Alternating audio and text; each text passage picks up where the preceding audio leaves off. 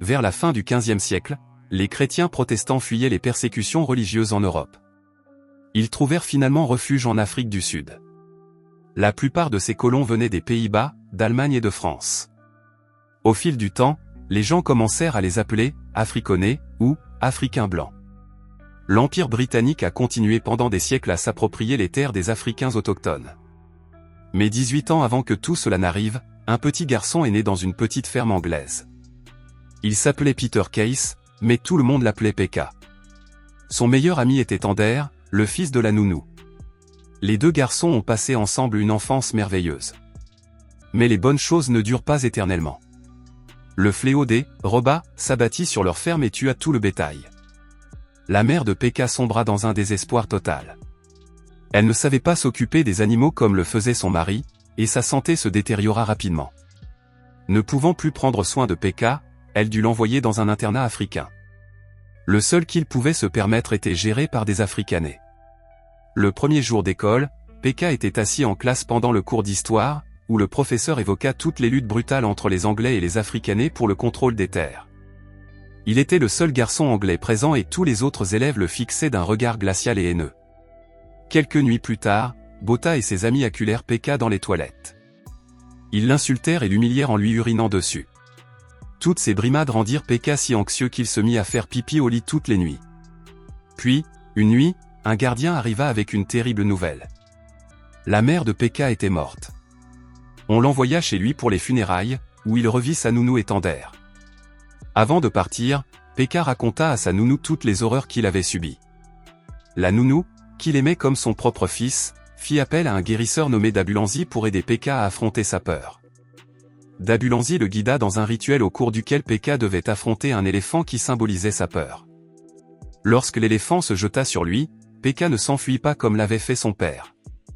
Il resta sur place. L'éléphant s'arrêta et l'effleura délicatement de sa trompe, signe qu'il avait vaincu sa peur. Lorsque Peka retourna au pensionnat, il emporta avec lui ce cadeau inattendu offert par le guérisseur, un poulet qui devint en quelque sorte son garde du corps. Chaque fois que les brutes s'approchaient de son lit, le poulet les sentait venir et faisait du bruit, avertissant Peka avant qu'elle ne puisse lui faire du mal. Ce n'était pas grand-chose, mais cela lui donnait un peu de contrôle dans un endroit où il n'en avait aucun.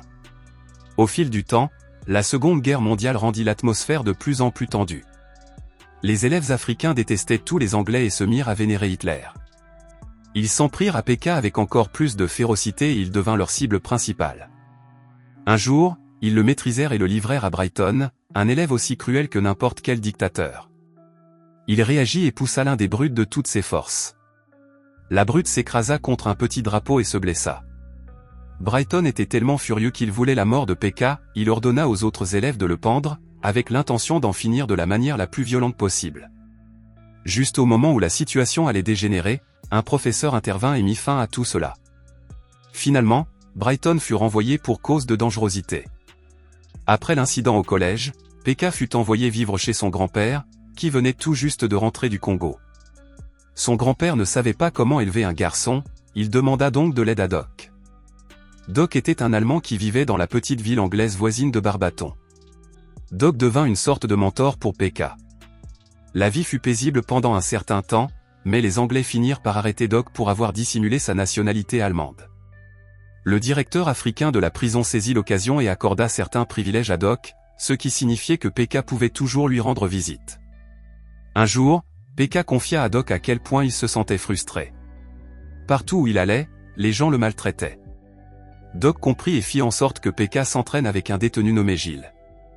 Gilles avait passé la majeure partie de sa vie en prison et devint l'entraîneur de boxe de Peka.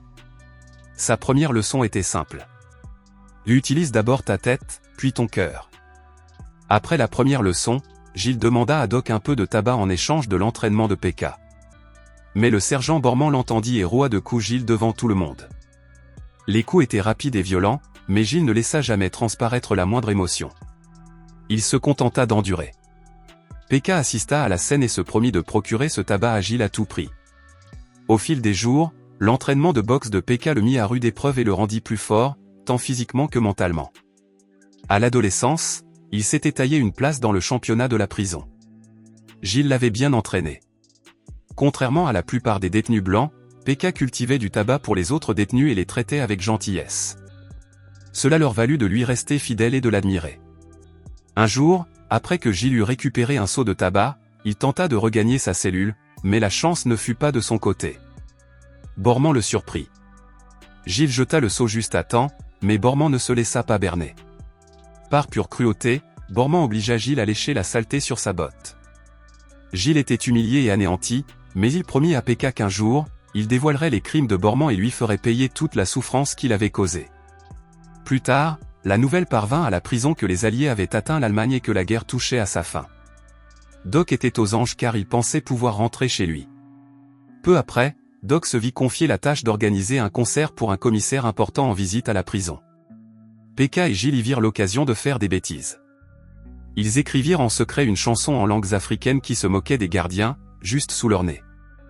Le jour du concert arriva et tout le monde était tendu. Le directeur de la prison avertit tous les détenus que la moindre erreur entraînerait une punition. Lorsque la musique commença, les détenus noirs chantèrent joyeusement en fixant les gardiens. Cela créa une atmosphère confuse et empreinte de méfiance. Pendant ce temps, Gilles se dépêchait de terminer ses tâches à la blanchisserie, mais Bormand l'arrêta. Le gardien brutal frappa Gilles et exigea de savoir ce que signifiait la chanson. Gilles, bien qu'il fût couvert de bleu et blessé, finit par dire à Bormand que la chanson disait que les gardiens étaient effrayés et lâches. Bormand se mit tellement en colère qu'il gifla Gilles en plein visage, mais il était trop tard. La vérité avait éclaté au grand jour. Pekka s'aperçut que Gilles avait disparu et se précipita à sa recherche. Quand il le trouva enfin, il était trop tard. Gilles était en train de mourir. Faisons un bond en avant jusqu'en 1948. Pekka était désormais un jeune homme qui étudiait dans une école anglaise à Johannesburg. Il se présenta devant ses camarades de classe et le proviseur, leur racontant tout ce qui avait façonné sa vie. Le proviseur, curieux, lui demanda ce qu'était devenu Bormand. Pekka marqua une pause et se contenta de répondre que justice avait été faite. Mais la justice n'était pas la seule chose qui occupait l'esprit de Pekka. Il avait continué à s'entraîner à la boxe et participer aux championnats universitaires. Pekka était sur le point de perdre lorsqu'une jeune fille blanche dans les tribunes se mit à l'encourager. Sa voix déchira toute la tension ambiante. Sur le ring, Pekka enchaîna les coups de poing, chacun d'entre eux atteignant parfaitement sa cible. Son adversaire vacilla et, d'un coup final, Pekka remporta la victoire. Il cherchait du regard, dans la foule, la jeune fille qu'il avait encouragée. Avec l'aide de Maury, il la trouva. Cette nuit-là, il trouva le courage de se faufiler dans le pensionnat de Maria en escaladant son balcon. Le temps pressait, mais il lui fit une promesse, le lendemain, il parlerait à son père pour lui demander sa main. Le parcours de Pekka le conduisit ensuite dans une salle de sport où des personnes de toutes les origines s'entraînaient ensemble. Mai lui présenta Hopi, le propriétaire de la salle de sport et entraîneur de boxe. Hopi fut impressionné par le talent naturel de Pekka et vit en lui un potentiel certain. Il décida de devenir le mentor de Pekka et de faire de lui un futur prétendant au titre de champion de boxe. Malgré tout, Pekka n'était pas prêt à renoncer à Maria. Il se rendit chez son père, dans l'espoir d'entamer une conversation. Mais Daniel était intraitable. L'idée qu'un Anglais libéral épouse sa fille lui était tout à fait inacceptable. Maria, cependant, avait ses propres idées. Elle ignora les objections de son père et alla retrouver Pekka à la salle de sport, allant à l'encontre de tout ce qui l'entourait.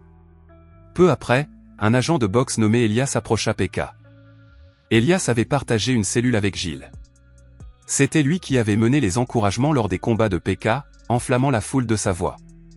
Il présenta alors Pekka à Dumas, ce boxeur féroce qui voulait prouver que son peuple était aussi fort que les Blancs. Pekka releva le défi. Entouré de ses amis, il se rendit à Alexandrie, ce quartier pauvre habité principalement par des Noirs, où le combat devait avoir lieu. Sur le ring, Pekka et Dumas échangèrent des coups de poing, faisant tous deux preuve d'habileté et de détermination. Mais à la fin du round, Dumas asséna un coup dévastateur qui envoya Pekka au tapis.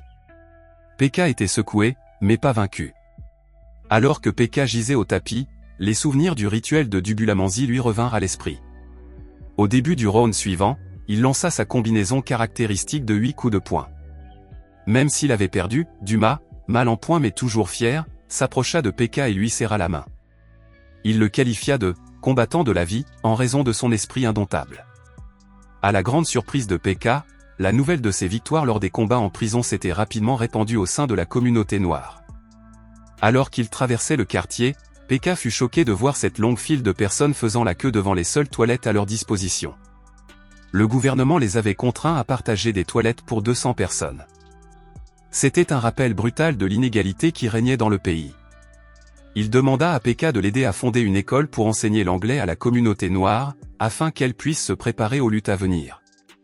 Il se rendit chez le directeur et lui demanda en secret s'il était possible d'admettre des élèves sud-africains de couleur à l'école. Le directeur accéda à la demande de Pekka, mais il y avait un prix à payer. Pekka dut refuser l'invitation de Maria au bal qui allait avoir lieu. Maria en fut bien sûr blessée et la déception grandit entre eux, créant une distance tacite. Ce soir-là, Maria se rendit à un dîner de famille où l'atmosphère était lourde de tension. Elle leur raconta qu'elle s'était rendue à Alexandrie et affirma avec passion que les Sud-Africains de couleur méritaient mieux que toute la haine à laquelle ils étaient confrontés. Ces paroles bouleversèrent les personnes présentes. Son père était furieux et lui donna une gifle en plein visage. Pendant ce temps, Pekka et Maury accueillirent Dumas et ses amis d'Alexandrie à l'école anglaise. Pendant le cours, Maria fit une apparition inattendue et proposa d'aider à l'enseignement.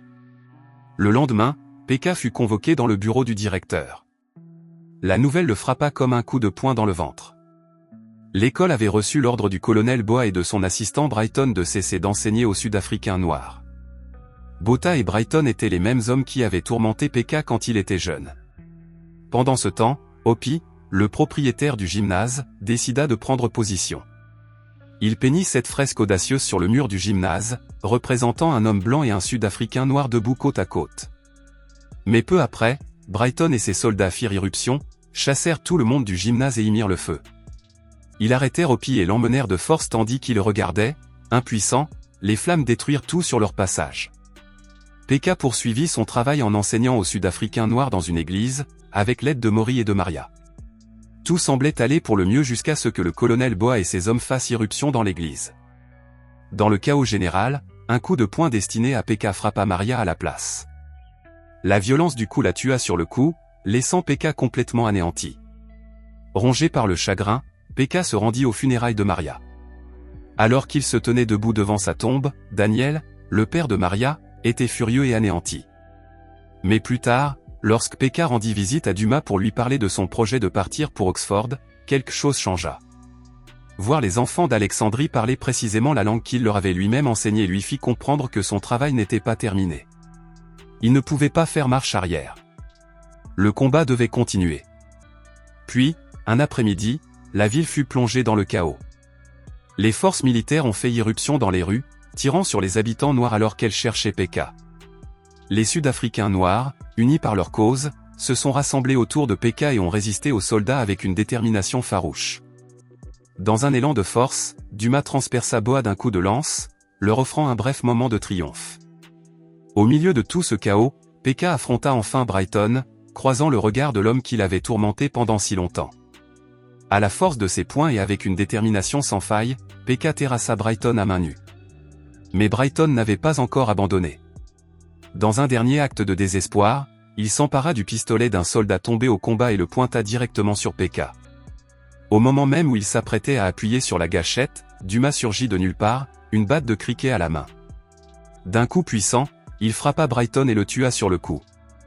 Alors que la violence à Alexandrie commençait à s'apaiser, Pekka et Dumas, meurtris mais pas vaincus, réussirent à échapper au massacre. Ils se firent une promesse mutuelle, à tout prix, ils continueraient à lutter contre l'apartheid, déterminés à mettre fin une fois pour toutes à l'injustice raciale.